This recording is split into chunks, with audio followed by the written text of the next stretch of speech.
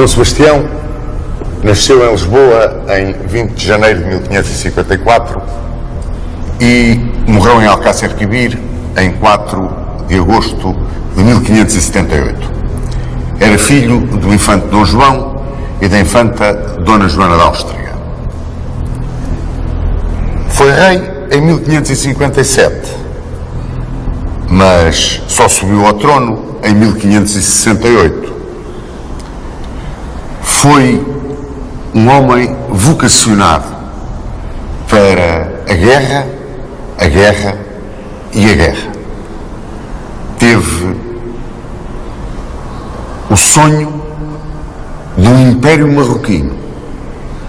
Teve a ilusão de conseguir com esse império marroquino vencer o Império Otomano.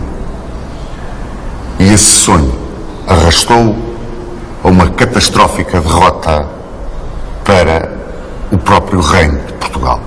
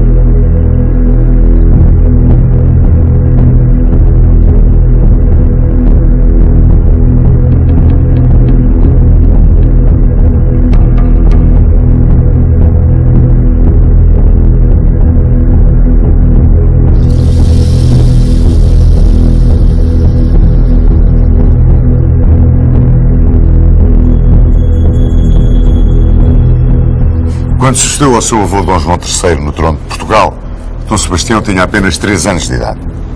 A Europa encontrava-se envolvida numa série de conflitos. Na França, assassinavam-se os hugonotes. A Espanha, onde reinava Filipe II e a Inquisição, estava envolvida no jugular da revolta dos Países Baixos. O Império, que era a outra metade do Império de Carlos V, onde reinava Fernando I, tinha inúmeros problemas que estavam na origem daquilo que iria ser a Guerra dos 30 anos. A Europa cristã, por assim dizer, enfrentava o Império Otomano. O Império Otomano que ameaçava o Mediterrâneo, que ameaçava explorar os dissídios que atormentavam os europeus cristãos. E enfrentava-se com o Império Otomano na Batalha de Lepanto. Dom João da Áustria conseguia aí uma brilhantíssima vitória naval, mas, muito embora taticamente exemplar, a Batalha de Lepanto estrategicamente não foi conclusiva e permitiu aos otomanos continuarem a sua ameaça sobre o Ocidente Europeu. Na Inglaterra reinava Isabel I e sobre o cadáver de Maria Stuart e a construção de uma grande esquadra sonhava-se um grande império. Em Portugal, onde o novo monarca tinha apenas 3 anos, como vos disse, era regente a enérgica, a decidida Dona Catarina da Áustria, viúva de Dom João III e avó de Dom Sebastião. Disputava-lhe a regência ao cardeal Dom Henrique, que era irmão de Dom João III. A razão da questão que opunha aos dois partidos, o que apoiava a Dona Catarina da Áustria e o que apoiava o cardeal Dom Henrique, andava à volta da educação de Dom Sebastião. Dona Catarina da Áustria queria ser ela a educar o neto, e nas bases em que tinha sido educado o grande príncipe Dom Luís, o infante Dom Luís. Uma educação completa. uma educação académica, uma educação virada para o culto das ciências, para o culto das letras. O cardeal Dom Henrique queria a educação de Dom Sebastião entregue à Companhia de Jesus. Ora, Dona Catarina, por disposição de Dom João III, exerceu a regência entre 1557 e 1562. Durante esse período preparou o caminho para deixar ao neto o Estado organizado. Pois desde a criação de diferentes instituições, o melhoramento de outras, o chamar para o arcebispado de Braga Frei Bartolomeu dos Mártires, o rodear a estrutura de Estado de homens de valor, Dona Catarina ainda conseguiu dar uma tonalidade gloriosa à sua regência, ao mandar defender Mazagão, onde Rui de Sousa se cobriu de glória. E é curioso apontar aqui uma coisa.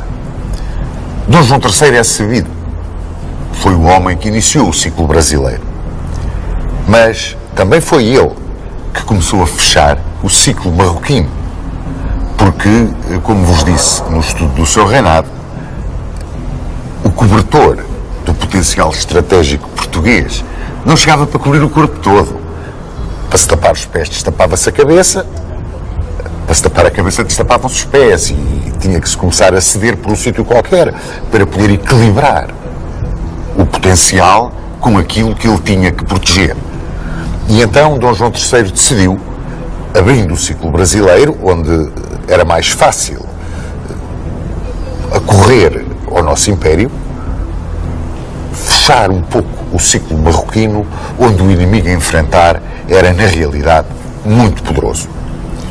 Mas mesmo aí, ao ordenar a defesa de Mazagão, Dona Catarina da Áustria mostrou até que ponto é que ela considerava importante a manutenção de determinadas praças em Marrocos.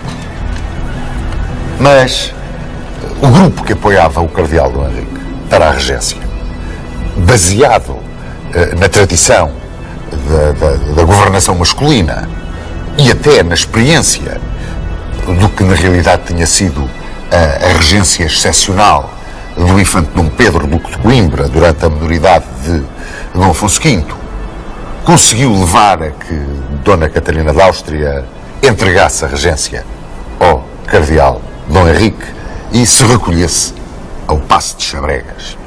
Mas o cardeal Dom Henrique, quando lhe entregaram a regência, hesitou. Ele que tanto tinha querido a regência, agora não sabia se havia de aceitar ou não. E foi, por assim dizer, empurrado para aceitar a regência pela Companhia de Jesus, por Roma, por Lourenço Pires de Távora. E, ao aceitar a regência, por assim dizer, com ele subiu ao poder a Companhia de Jesus. A Companhia de Jesus, a quem ele, na Universidade de Évora, tinha, ou melhor, no colégio da Companhia em Évora, tinha dado foros universitários. Ora, imediatamente a Companhia de Jesus arranjou um preceptor para Dom Sebastião. Foi Luís Gonçalves da Câmara, um brilhante padre jesuíta. E também um aio, Dom Aleixo de Menezes, um guerreiro experiente, quer em Marrocos, quer no Oriente. E ambos procuraram tirar da cabeça de Dom Sebastião a ideia fixa da guerra. Dom Sebastião tinha a ideia fixa da guerra e quer o preceptor, quer o aio, procuraram mostrar-lhe que esse não era o caminho correto a seguir.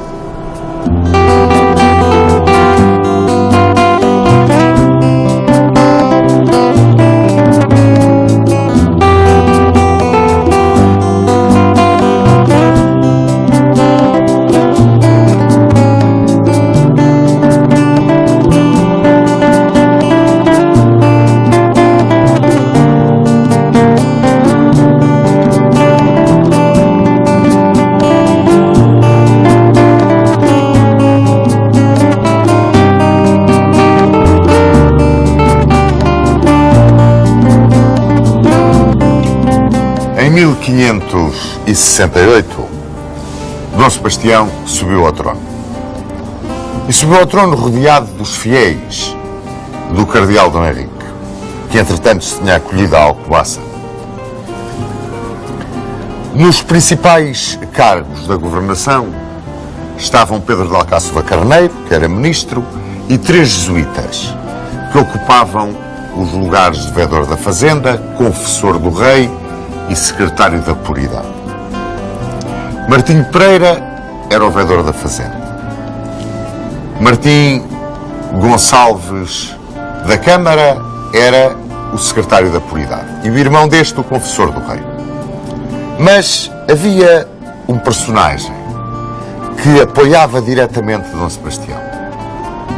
Era um aio, o companheiro, o conselheiro, o professor, digamos, de Dom Sebastião, que era Dom Aleixo de Menezes. Dom Aleixo de Menezes era um velho combatente da África e da Índia. Era um herói. Era um homem respeitadíssimo em Portugal e em Espanha, mas que estava em guerra declarada com os jesuítas que rodeavam o rei. E perdeu o seu tempo, como se costuma dizer, mas bem tentou dizer a Dom Sebastião e fazê-lo ver que a guerra era um negócio muito sério. Exigia grande ponderação. E que ele não podia de forma nenhuma viver agarrado à ideia de guerrear e guerrear e guerrear, que Dom Aleixo de Menezes logo viu, que era a grande vocação, a grande paixão, pode-se dizer, a grande loucura de Dom Sebastião. Dizia-lhe também para ter muito cuidado com os jovens fidalgos que o rodeavam, ambiciosos, e que lhe alimentavam todos os sonhos e lhe davam todos os améns. E, acima de tudo, muito cuidado com os padres que o rodeavam e que se queriam imiscuir nos assuntos de Estado. E esta era a guerra permanente de Dom Aleixo de Menezes, para pouca sorte de Dom Sebastião e pouca sorte de Portugal. Pouco tempo teve ao lado do rei, porque faleceu. Mas as primeiras medidas de legislação que saíram no reinado de Dom Sebastião pareciam indicar que ele tinha ouvido bem Dom Aleixo de Menezes. E assim, essas medidas apontavam para uma parcimónia nos gastos, para um cuidado muito especial no vestir, reduzindo o espavento, que até então tinha sido quase um ex-libris nas cortes de Dom Manuel e Dom João III, para reduzir os gastos com a mesa. É claro que isto era um engano, porque Dom Sebastião, muito embora fosse um homem muito frugal, ele era um militar sonhador. Era um Dom Quixote coroado, pode-se dizer assim. E vivia como um soldado, mas tinha a paixão do luxo e vivia para o espavento militar. Toda aquela aparência que rodeia a instituição guerreira era para ele uma verdadeira loucura.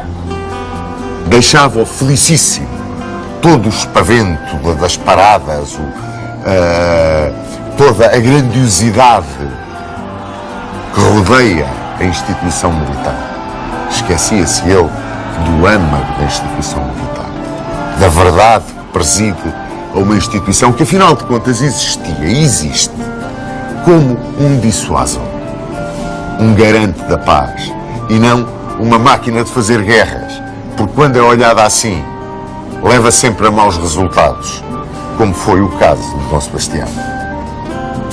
Rodeado de um grupo de fidalgos, de um grupo de jovens, turbulentos, inconscientes, valentes, mas inconscientes, Dom Sebastião vivia agarrado ao sonho do Norte de África.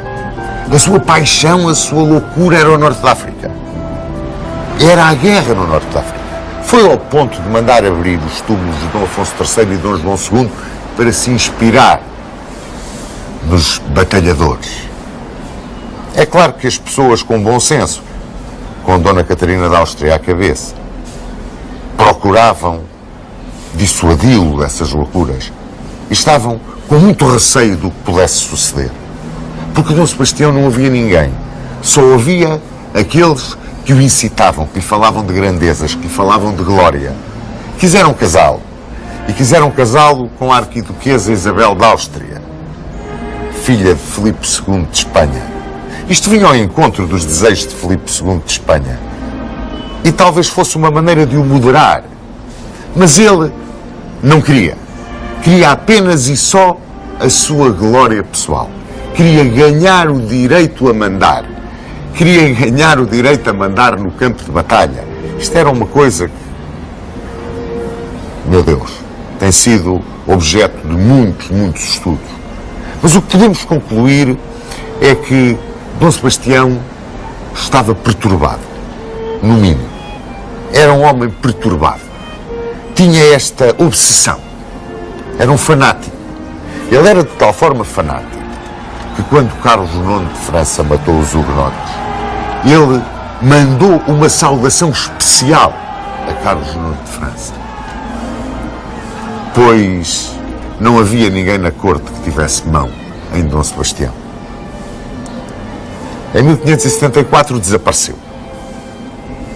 Foi para Lagos, de Lagos foi para a África acompanhado por meia dúzia daqueles fidalgos que sempre o cercavam, o prior do Crato, Dom Duarte de Menezes. E no norte da África por ali andou, entre Ceuta, Tânger, Mequinês, desafiando os mouros. É claro que os mouros não o iam atacar, não porque o atacar, limitavam-se a segui-lo de longe. E ele convenceu-se que a sua presença e a presença daqueles aristocratas turbulentos, valentes, mas inconscientes, era o bastante para aterrorizar os mouros. Os mouros ficaram cheios de medo dele. E quando regressou ao reino, vinha cheio da ideia de arranjar maneira de conquistar um império no norte da África. Ele havia de arranjar maneira de o fazer. E aqueles que o rodeavam incitavam-no mais e mais a isso. Reza a lenda, foi mais ou menos por esta altura. E eu digo reza a lenda porque não há certeza histórica de que tal tenha sucedido.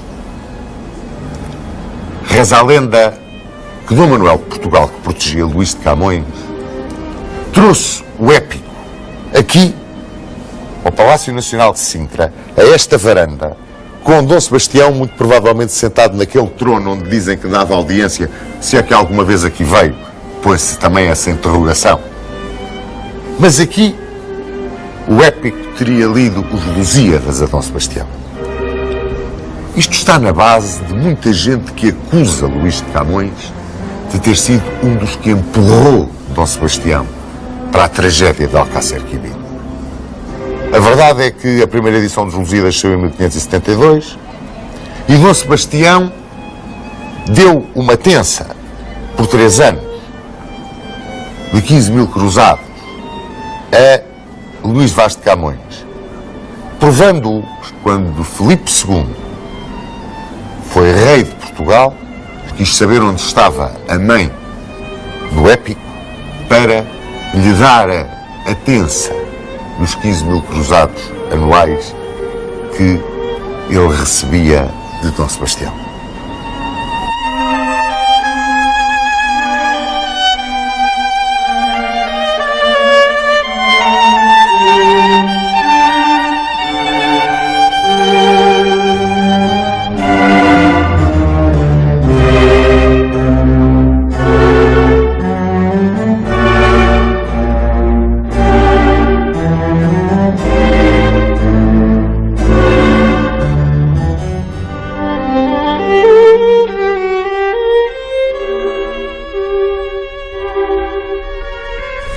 Quando Dom Sebastião regressou a Portugal, depois da sua primeira aventura marroquina, rodeou-se no passo dos seus companheiros de aventura, daquela juventude fidalga, completamente estovada, cheia de espírito de aventura, de risco e ansiosa por se bater, e mais, até quase que poderemos dizer, irresponsável. No entanto, teve o bom senso de, para o lugar de ministro, escolher Pedro de Alcáçova Carneiro e a sorte de ter como vedor Dom Álvaro de Castro.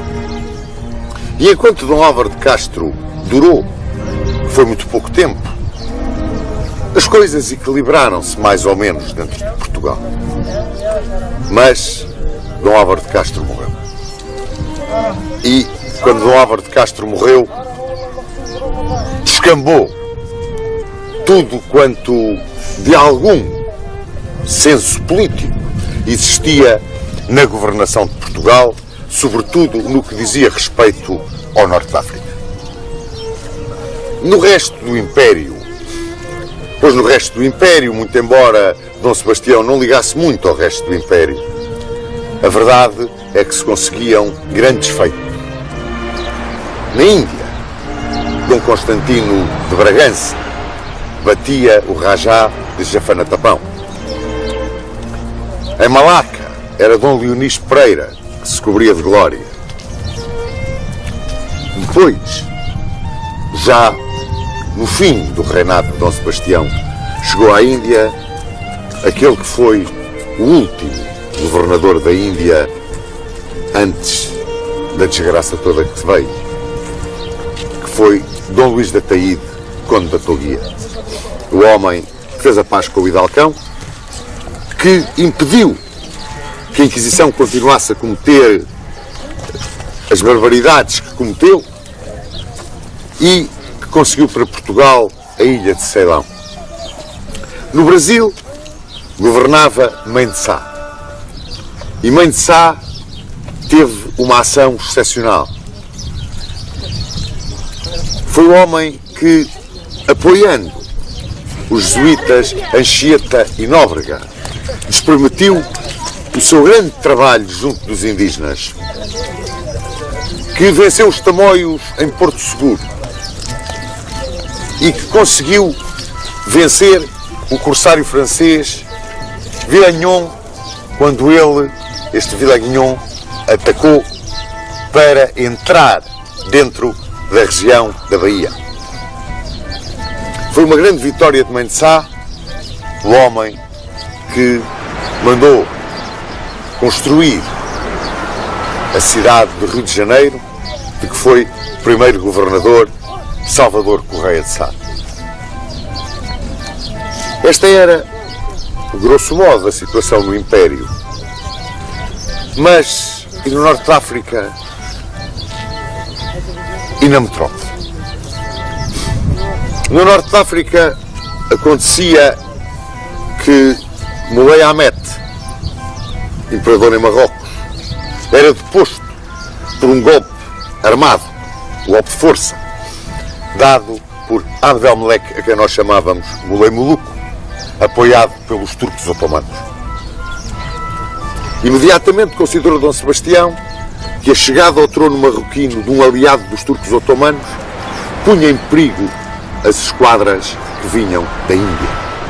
E então viu aberta uma oportunidade para realizar, concretizar o seu sonho de aventura no Norte de África. Mas o Norte de África era muito forte e ele procurou o apoio e a aliança de Filipe II. Isto era em 1576 e mandou Pedro de Alcáçova à corte espanhola pedindo a aliança militar a troco do casamento de Dom Sebastião com a filha de Filipe II, a infanta Dona Isabel Eugénia. E pedia também uma entrevista com o tio, Filipe II era tio dele, o mais urgentemente possível. Filipe II concedeu essa entrevista. E concedeu essa entrevista que teve lugar no Natal desse ano de 1576, em Guadalupe, aqui na Extremadura espanhola. Ora, durante essa entrevista, Dom Sebastião apresentou todas as suas razões, os perigos da navegação das naus da Índia, o fecho no Estreito de Gibraltar, tudo quanto pudesse convencer Filipe II a irem os dois para a guerra contra Marrocos. Mas Filipe II procurou dissuadi-lo daquela aventura, mostrou-lhe os perigos que a aventura encerrava, se era esse ou não realmente o seu sentimento, afastar o sobrinho do perigo de uma guerra que podia terminar em tragédia, Eu estou convencido que não, muito embora haja quem esteja convencido que Filipe II falava honestamente. Mas de caminho foi prometendo a Dom Sebastião o auxílio de 5.000 homens, 50 galés, sob o comando do seu melhor general, o Duque de Alba. Quando isto se está a passar, chegam notícias a Portugal de que, perante a possibilidade deste levantamento de forças contra Marrocos, Abdelmelek tinha suspendido o seu relacionamento com os turcos, afastara-se da Sublime Porta e vinha informar os reis peninsulares de que nada tinham a recear dele. Dom Sebastião podia inclusivamente ordenar às guarnições das cidadelas de Marrocos que se abastecessem livremente, que ele nunca o iria impedir. E a Filipe II oferecia uma aliança para combaterem Argel, que era a sede dos corsários, dos piratas que atacavam as costas espanholas. Ora, esta posição de Abdelmelek levou a que Filipe II desistisse de qualquer auxílio ao sobrinho, o continuasse a tentar convencer a não se meter nesta aventura, mas foi para Dom Sebastião uma má notícia, porque Dom Sebastião tinha toda a intenção de ir para a guerra. É curioso que Filipe II, através dos seus diplomatas, fez chegar a Dom Sebastião uma informação que Abdelmelek, quando lhe foi quase que imposto o abandono de determinadas fortalezas aqui no norte da África, teria afirmado que sobre um ladrilho podre de África daria 2 batalhas ao rei de Portugal. Ora, o tio conhecia perfeitamente a índole do sobrinho. Ir-lhe dizer uma coisa destas era pôr gasolina no fogo. Pediu-lhe Muley Hamet, o homem que tinha sido deposto aqui pelo Muley Muluco, por Abdelmelek, ajuda militar para recuperar o seu trono. E Dom Sebastião prometeu-lhe essa ajuda militar imediatamente. Muito embora os ministros daquele gabinete à volta de Muley Hamet o tentassem convencer a não aceitar a aliança portuguesa, porque por trás de tudo aquilo estava a intenção de Dom Sebastião tomar o reino de Marrocos, a verdade é que ele acabou por aceitar. Ora, preparou então Dom Sebastião as suas forças. Bem o aconselhava toda a gente a não o fazer. Pedro Alcáçova Carneiro dizia-lhe que não havia meios, não havia dinheiro para preparar um exército com força bastante para vir a Marrocos.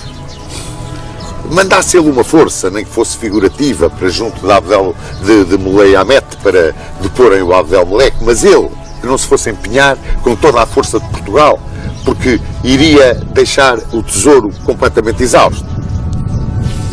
Também Dom João de Mascarenhas não o queria apoiar nesta iniciativa e ele foi profundamente mal educado com Dom João de Mascarenhas e afrontou aquele homem que tinha sido um dos grandes heróis de Dio, chamando-lhe inválido. Pois Dom João de Mascarenhas disse-lhe: meu senhor, eu tenho 80 anos para vos aconselhar e 25 para vos servir. E Dom Sebastião estava de tal forma transtornado, de tal forma ansioso por vir para uma aventura guerreira, para se provar, mas provar o quê? Que consultou os físicos, os médicos, perguntando se a idade tirava a coragem. Mas pior ainda, o Duque de Alba mandou aconselhá-lo, quis encontrar-se com ele, aconselhá-lo a não se meter nesta aventura, a ter muito cuidado com o que ia fazer. E Dom Sebastião perguntou-lhe: senhor Duque, diga-me de que cor é o medo? E o Duque de Alba respondeu-lhe: pois é da cor da prudência. Começou então um gasto desvairado de dinheiro. começaram-se a preparar as tropas e criaram-se 4 tércios. Os tércios eram o grosso dos exércitos. E Portugal formou, com tudo o que tinha, 4 tércios. O tércio de Lisboa, que era comandado por Diogo Lopes de Sequeira. O tércio de Santarém, que era comandado por Dom Miguel de Noronha. O tércio do Alentejo, que era comandado por Dom Vasco da Silveira. E o tércio do Algarve, que era comandado por Dom Francisco de Távora. A nobreza acorreu em peso, ansiosa que estava, como vos disse, desta aventura, de ganhar glória, de subir junto do conceito do rei. Incensavam-no, apoiavam-no em todas as suas decisões, por mais absurdas, por mais loucas que fossem, e procuravam o lugar de valido junto do rei. Chegaram a bater-se Dom Cristóvão de Távora e o prior do Crato, por esse lugar de valido. O rei, quanto mais galhardos, quanto mais arrogantes, quanto mais valentes fossem os fidalgos, mais valimento lhes dava. As arcas, essas, iam-se exaurindo completamente. O povo começava a murmurar, e porque não havia dinheiro, o rei carregou os direitos todos das mercadorias. E mais, lançou-se o dízimo de sal. E o povo aí protestou, e depois ainda se contrataram mercenários na Alemanha, na Itália, na Espanha. Daí vieram, como diz Rocha Martins, um terço bem corrigido, um tércio pronto para combate, comandado por Dom Afonso de Aguilar, que trazia como ajudantes Dom Luís de Córdoba e o capitão Aldana, que eram, todos eles, veteranos da Flandres e discípulos do Duque de Alba. Além de preparar estas tropas, era necessário preparar uma armada para as trazer para Marrocos. E era uma armada imensa, uma das maiores que Portugal tinha tido. Empenhou-se o Estado e empenhou-se a nobreza. Porque 400 fidalgos levantaram hoste. E a mais importante de todas, pela sua garridice, o seu luzimento, o seu desembaraço, a sua vontade de combater, a sua jactância, quase que poderemos dizer, era a de Dom Teodósio de Bragança. Mas Dom Teodósio de Bragança só tinha 10 anos. Ele ia quase como um representante da sua família. Podem ver o luxo, a arrogância, a inconsciência, a loucura. E mais, a incompetência com que estas tropas foram preparadas. Porque foram preparadas à pressa. E com a nobreza que ia comandar, mais importante, com a sua ascensão pessoal, o seu protagonismo em tudo isto, o estar bem visto na corte, o ser conhecido na rua. Ora, isso não são coisas compatíveis com a preparação de um exército. E muito menos com a preparação de um exército de tipo europeu, que era o que Portugal não estava habituado. Portugal já não combatia na Europa desde o início do descobrimento. Portanto, não havia possibilidade de se adaptar um exército de tipo europeu, que era o que Dom Sebastião queria levar para Marrocos, com aquilo que existia. Começaram a chegar a Lisboa os regimentos das diferentes nacionalidades, os mercenários, e começaram em duelos a combater-se na rua, a competir uns com os outros. Não havia disciplina, era tudo um desvario. E a situação chegou a um ponto tal que Filipe II dizia aos seus conselheiros, referindo-se a esta aventura de Dom Sebastião para Marrocos, que vá e que vá em boa hora. Porque, olhem, se ganhar, que grande genro com que eu fico. E se perder, que grande reino que me deixa. Com todo este panorama de destroço económico, espavento militar, incompetência de comando, ninguém se entendia no meio daquele exército todo, Dom Sebastião resolveu que era chegado o momento de partir. Bem que os ministros do Moulay Ahmed lhe diziam, veja lá, olhe que não venha com esse som de guerra, veja lá, apoiem-nos, mas não é de tal maneira que virem a opinião de Marrocos toda contra nós. Pois foi isso que sucedeu. Enquanto isto estava a acontecer em Portugal, aqui, em Marrocos, onde nos encontramos neste momento, os emires e os sheiks do deserto, todos eles se juntavam à volta de Moulay Moulouk, que tinha quase que pregado uma guerra santa, dizendo que vinha uma força imensa para ocupar Marrocos, para montar, arranjar aqui um império, derrotando o Império Marroquino.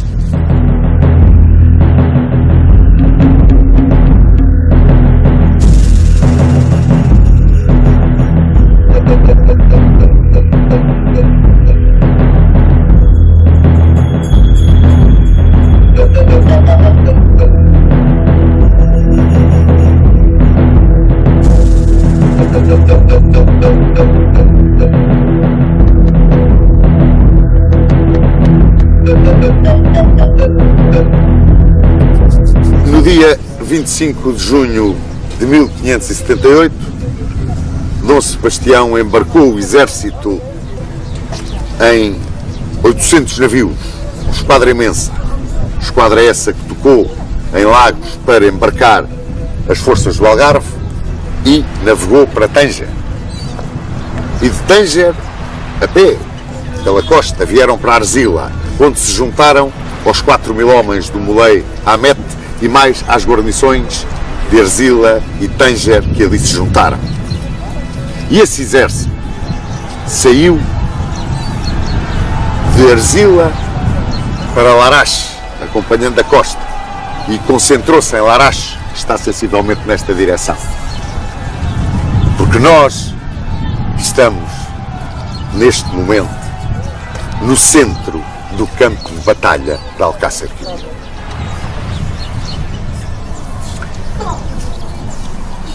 De Larache, Dom Sebastião saiu para vir sobre Alcácer Quibir, que era tradicionalmente a base de operações de onde os marroquinos lançavam os seus ataques, as suas flagelações contra Arzila, contra Tânger, contra as nossas praças aqui do norte da África.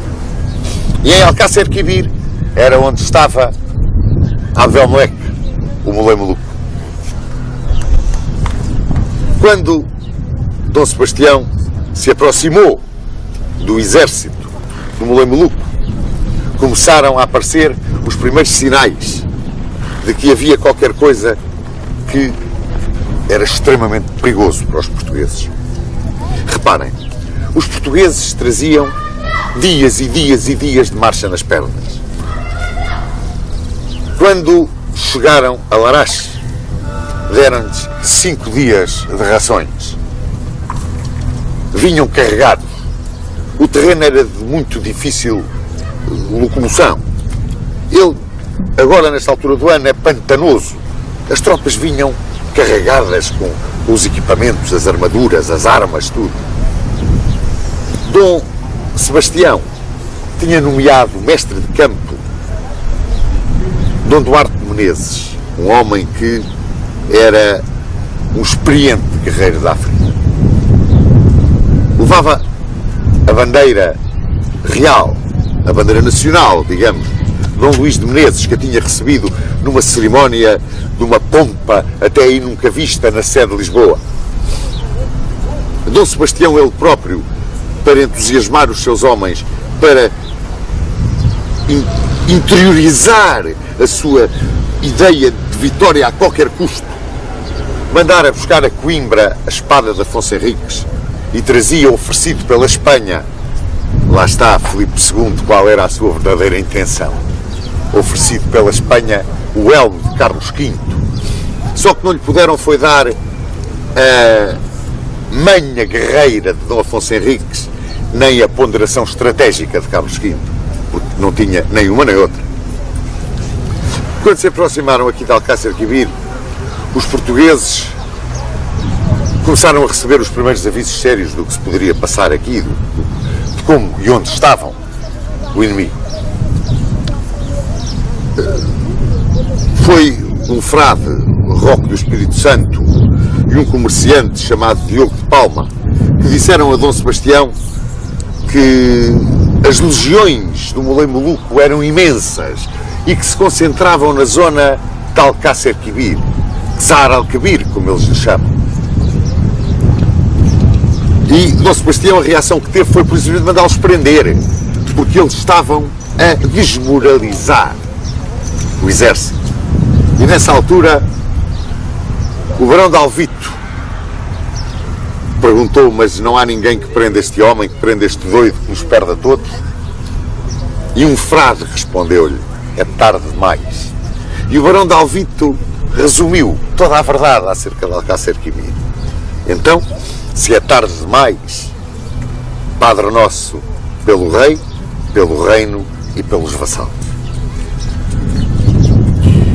Ainda vieram dizer a Dom Sebastião que um alcaide de uma terreola aqui perto tinha administrado peçonha ao Moluco, um alcaide que era amigo partidário do Muley Hamet, e que o Moluco estava muito mal. Abdelmelek estava a morrer envenenado com peçonha. Os seus capitães, o Muley Hamet, todos lhe pediram: aguarde, não avance mais, espere aqui, deixe que o veneno faça efeito, porque assim que o veneno atuar e o Moluco morrer, o problema está resolvido. Mas Dom Sebastião increpava, insultava quem tinha tentado assassinar o seu rei. E ele dizia: não, nós vamos combater, é impossível que queiram assassinar o seu rei. E disse: mas olha lá, mas não está a ver que isso não tem sentido nenhum, vamos nos meter aqui porquê? E Dom Sebastião deu esta resposta: pela glória de Portugal. Ele confundia a glória de Portugal com a sua própria ambição de glória. E nisso também era muito empurrado por muita daquela aristocracia que estava à volta dele e que para aqui vieram. E que na noite de 3 para 4 de agosto de 1578, aqui ficaram neste campo que está por trás de mim. No dia seguinte, de madrugada, Muley Hamet teve uma conversa com Dom Sebastião, procurou chamá-lo à razão. O próprio Dom Duarte de Menezes o procurou chamar à razão. Pelo menos que entrincheirasse as forças atrás do rio Luco, que corre no fundo desta planície. Pelo menos que entrincheirasse ali o exército, que esperasse ver o que é que acontecia.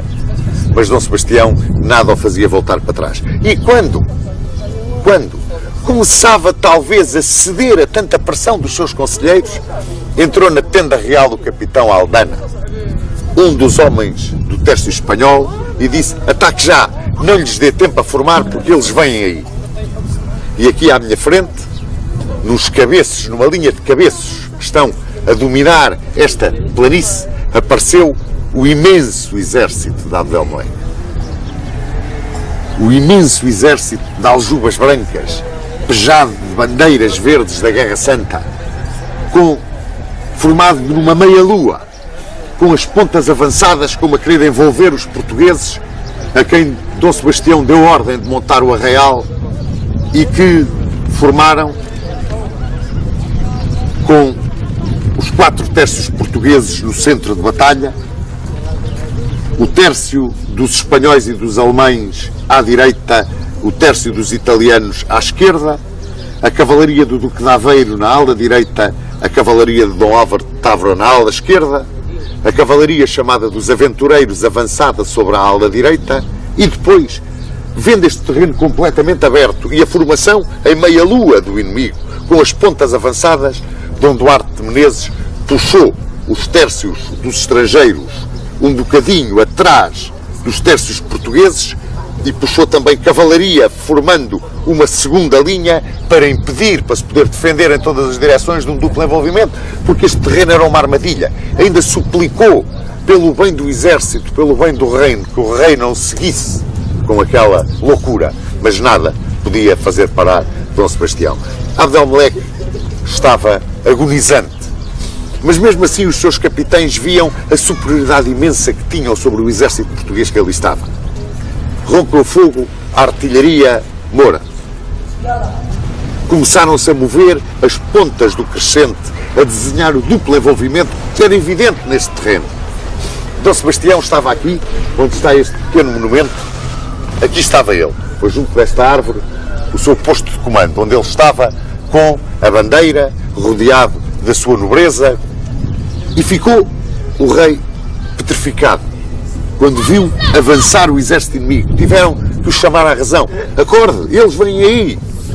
E então Dom Sebastião gritou 3 vezes Santiago, Santiago, Santiago. O choque das 2 alas da nossa cavalaria, a do Duque de Aveiro e de Dom Álvaro de Távora, contra as pontas do crescente que avançavam contra nós, foi magnífico. E o inimigo recuou. Nesta altura, os tércios, luzentes, cheios de bandeiras, com os bombos tocando, os pífanos, começou a avançar lentamente, depois da nossa artilharia que estava à frente dos tércios ter aberto fogo. Começou a avançar lentamente, de uma forma imperial, contra o inimigo. Foi quando, vindo, não se sabe de onde, alguém gritou: volta, volta. No meio do fragor da batalha, ou volta, volta, é muito difícil que tenha sucedido. Esta é a minha modesta opinião. Neste momento, a situação da batalha era-nos favorável. O que sucedeu realmente é que houve uma desarticulação daquela tropa, que estava impreparada. Como vos disse, a capacidade militar para combater uma guerra daquele tipo era quase nula. E os tércios, no seu movimento contra o inimigo, que ainda por cima estava numa posição vantajosa, ocupando o terreno dominante aqui desta planície à nossa frente.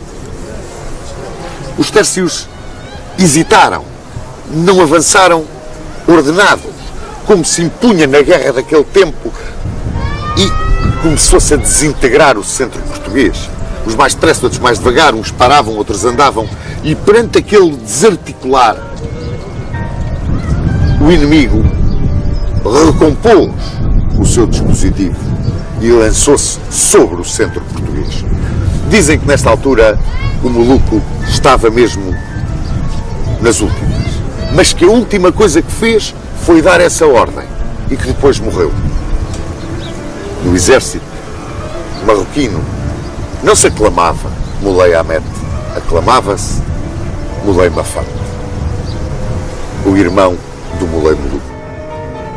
A partir daqui, tudo é mais lenda, menos lenda, mais verdade, menos verdade.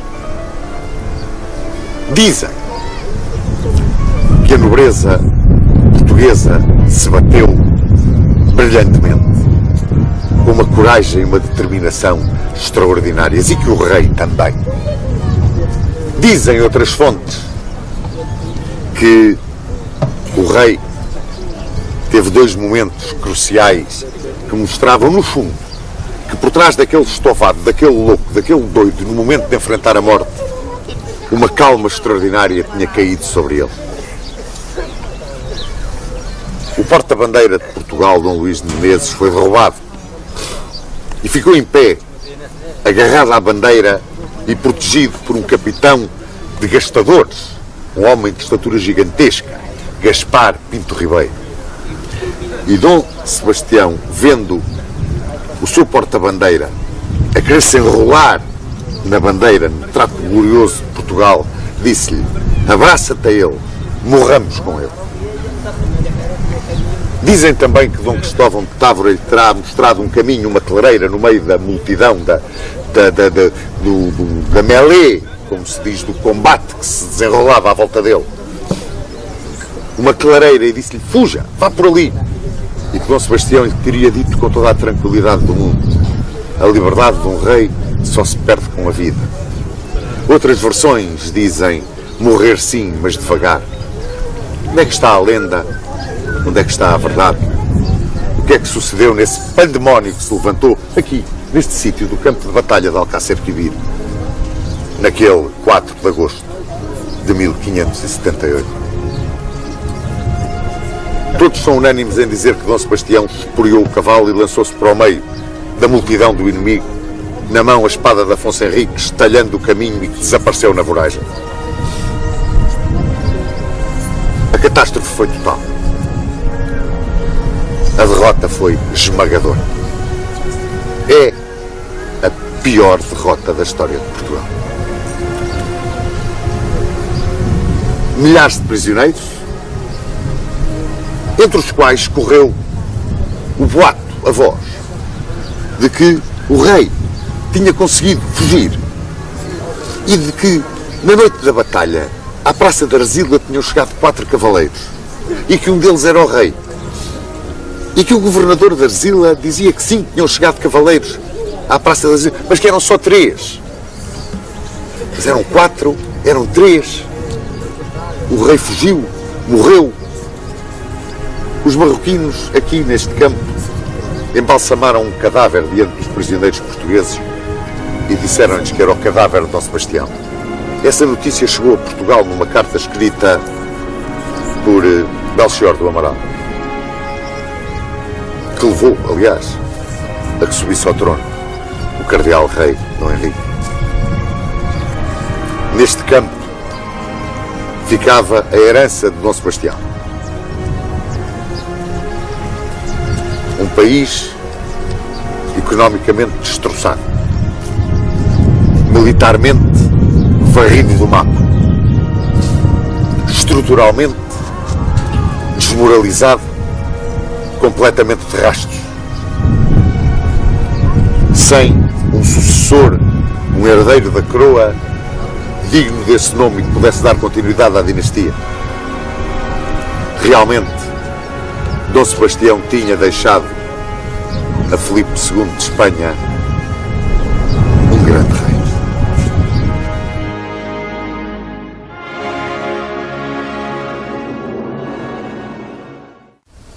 Dom Sebastião. Eu digo ao Sr. Duarte, para mim é o rei português que pior fez a Portugal. E eu não sei, a opinião do Sr. Dom Duarte agora estamos ansiosos por ouvir, porque realmente a herança de Dom Sebastião foi tremenda para todos nós. Não há dúvida que a expedição que levou a Alcácer Quibir teve muitos erros e foi mal conduzida. Se tivesse sido melhor conduzida e tivesse levado a uma vitória, o que era perfeitamente possível, porque havia uma aliança luso-marroquina para, no fundo, impedir o avanço da influência turca no Maghreb, pois Dom Sebastião seria hoje um grande herói do Ocidente, porque teria levado a que, provavelmente, o norte da África teria talvez continuado muçulmano, mas seria certamente uma região aliada da Europa. Agora, por outro lado, há vários historiadores, como o professor Francisco Salles Loureiro, que o estudaram muito a fundo e que também combatem um pouco as caricaturas de Dom Sebastião que são feitas. Dom Sebastião tinha uma formação muito interessante. Ele durante a sua juventude, e mesmo já como rei, viveu com a população, dava a volta ao país, andou muito pelo Alentejo, o Algarve, hospedava-se em casa de camponeses pobres para perceber como é que eles viviam, preparou as milícias pelo país, fazia inspeções militares, tinha realmente alguns aspectos muito positivos e muito interessantes, mas, efetivamente, do ponto de vista militar, não seguiu, devia ter seguido os conselhos dos grandes capitães da África que tínhamos. Nós tínhamos cidades em Marrocos preparadas com oficiais e comandantes altamente experientes que certamente poderiam ter organizado melhor a expedição, se é que ela se tivesse que fazer ou não, não é? Dá-me ideia, Sr. Dom Duarte, que Dom Sebastião confundiu um pouco as coisas, ou seja, o exército existe, as forças armadas existem fundamentalmente como um dissuasor. E já nessa época era. Nós vamos ver, Dom João III tinha o exército e a marinha portuguesas como um dissuasor. Mas Dom Sebastião não. Dom Sebastião usou-os de uma forma agressiva. Portanto, numa guerra ofensiva, contrariando inclusivamente tudo quanto São Tomás de Aquino dizia. E na altura São Tomás de Aquino era palavra de lei. Portanto, a guerra é injusta. Isto não terá levantado também, até junto da grande nobreza que o servia, uma certa oposição, embora surda, a Dom Sebastião, aquela pergunta de um grande fidalgo antes de Alcácer Quibir: então ninguém prende este louco? E disse-lhe um padre: é tarde demais. Então, Padre Nosso pelo rei, Padre Nosso pelo reino e Padre Nosso pelos vassalos. Portanto, havia, dá-me ideia que até uma certa oposição por parte da nobreza mais consciente do que era a guerra relativamente a Dom Sebastião. Ele era, dá-me ideia de um homem, não sei, eu não sou do barco, mas um homem que via a guerra quase como uma glorificação pessoal. Bem, esse tipo de comentários eu acho que aconteceram quando já estavam próximos da batalha e quando já estavam a perceber que as condições eram muito desfavoráveis.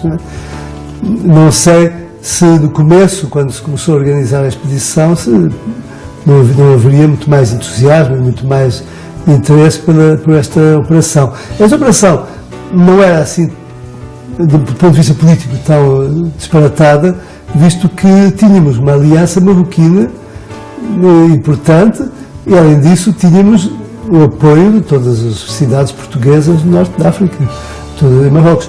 E teria sido provavelmente possível conduzir bem a operação militar se tivesse sido feita de outra maneira. A ideia em si da manobra é que depois foi mal, quer dizer, a ideia foi boa, mas a maneira como foi executada é que foi errada.